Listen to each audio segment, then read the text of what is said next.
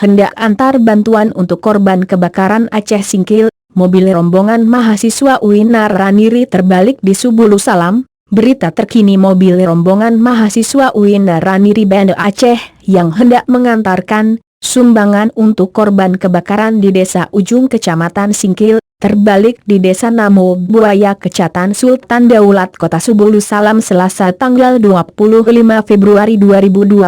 Kecelakaan itu mengakibatkan satu orang meninggal dunia dan lainnya luka-luka. Kasat Lantas Polres Subulu Salam AKP Wahid Dasmara membenarkan insiden itu benar. Mereka mengendarai mobil Toyota Avanza dan mengalami kecelakaan tunggal di kawasan Desa Namo Buaya Kecamatan Sultan Daulat. Katanya saat ini, kata Wahid, korban telah dievakuasi ke RSU Kota Subulu Salam. Informasi dari rumah sakit korban meninggal sopirnya namanya kita belum tahu, masih kita pendataan, katanya. Selain itu ada 2 orang luka-luka dan 1 orang lainnya selamat, katanya. Kasat Lantas membenarkan mereka hendak mengantarkan sumbangan untuk kebakaran ke Singkil.